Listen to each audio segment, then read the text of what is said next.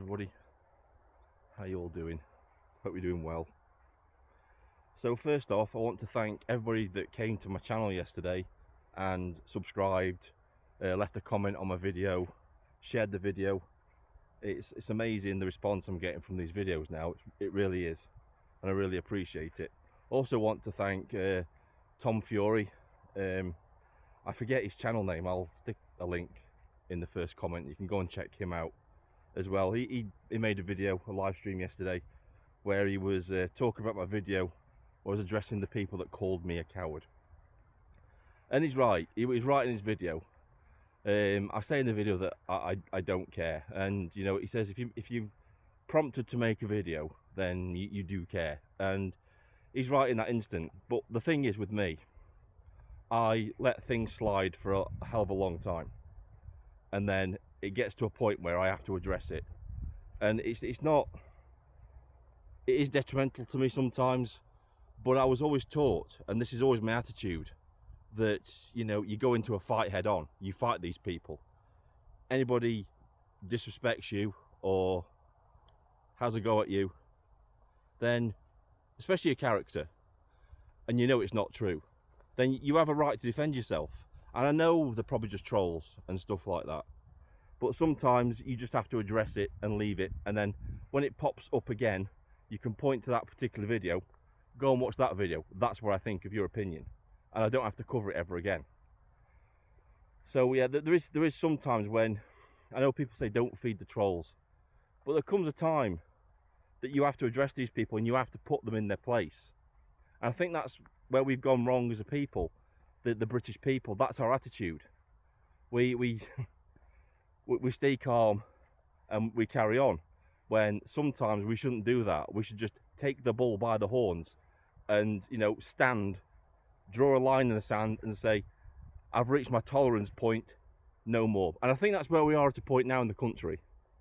I think that's where we are right now. I think everybody in the country has reached their tolerance point, and that's why we're getting all the protests. We're getting this awesome campaign of Raise the Colours. If you're not involved in that, get involved in that. I've got my Union flag and St George's Cross on order, so they'll be coming soon, and I'll be putting those up. Get involved with it. It's passive resistance at the minute. It's just showing them that the more they push, the more they squeeze us, the more we will be defiant. And that's one thing us British people have in absolute boatloads, is being defiant. We don't like bullies, and eventually we will punch them on the nose, metaphorically. I want to talk about something else as well. There's a video circulating of a female police sergeant. I think it was leaked or deliberately leaked. It was on TikTok.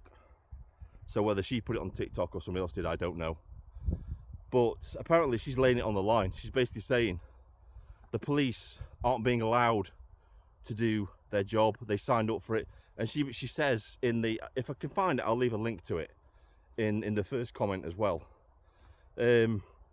She's basically saying that they're not allowed to do the job. She says that if she had a time again, she wouldn't be a police officer. She would go and do some other profession that is less stressful and that sort of thing. So basically, it's confirmed everything we already knew. I mean, we've seen this. If anybody's ever watched the Liam Tufts interview with the ex-police officer, he lays it on the line. He says, if you're not woke, then you won't rise through the ranks. And that's what he says. And it seems to be the case in every single police force. If you don't spread the message of wokeness, you won't rise through the ranks. And this is the barrier they create. And this isn't just in the police force. This is the barrier they create across the board. This is how they stop change happening within our institutions. So unless you're fully on board with the woke message and you're going out there, you're painting your police car in rainbow colours, you're dancing the Macarena at Pride events, you're probably not going to rise through the ranks. So it's not attached to actual performance anymore. So, you know, actually catching criminals and solving crime, it's not attached to that anymore. It's all about your political ideology that you have, which is what we already knew. And like I said, this happens to all institutions. This is how they stop change. They prevent anybody that isn't 100% on board with their agenda from rising to positions of power. That's how they maintain control. That's what they're doing. We saw it with Active Patriot, where the superintendent, Steve says it could have been the CPS, overrode the custody sergeant and put those heavy bail restrictions on him. If you haven't seen that, watch the video from yesterday. I'll go into it more detail in there. But yeah, that's the state of the country at the minute. It sounds like the police are ready to crack themselves. And you know, we've had the instance of the other police officer that went to the gentleman's house and said, look mate, I'm sorry I've got to do this. I don't want to do this. I don't agree with it. Where he tells him how to behave at a protest. He gives him a leaflet. And you know, I don't know if that officer's under investigation, but I'm guessing that these people will be rooted out and they will be booted out of the police force because they're not towing the line and with that sort of thing. And like I said, that happens to all the institutions, whether it's the judiciary, anything that's involving the government. If you're not 100% woke, you're not going to rise in your job position. And that's how they prevent change, and that's how they maintain control, as I said before. So let's talk about Wayne O'Rourke, because not many people talk about Wayne O'Rourke. Everybody talks about Lucy Connolly. Nobody ever talks about Wayne O'Rourke. So if you don't know, Lucy Connolly is going to be released at some point this week from prison for posts she made on social media in the heat of the moment, which she later deleted 4 hours after. Wayne O'Rourke did a similar thing. And before people come to my video and saying, he was inciting violence, he was doing this, he was doing that. Well, now we've had the trial of Ricky Jones, and what a shit show that was, where he was actually in a crowd inciting violence by doing that gesture and saying that right-wing people should have their cut. Then all those people, in my opinion, who were in prison for social media posts should be released immediately, because what Ricky Jones did is far worse than those people. Those people did it on social media. He did it in person at an actual crowd, where that crowd could have then gone on from that event and done exactly what he told them to do. So in my opinion, what Ricky Jones did is far, far worse than what Lucy Connolly did, than what Peter Lynch did. Unfortunately lost his life in prison for merely shouting at police. And Wayne O'Rourke for social media posts. Two-tier policing. We know it exists. Two-tier policing, two-tier judiciary. We know it exists. You can't deny it. You can't try and tell the people of this country that it doesn't exist, because your words don't match up to what we actually see with our own eyes. We know it exists. So back to Wayne O'Rourke. He needs to be released immediately.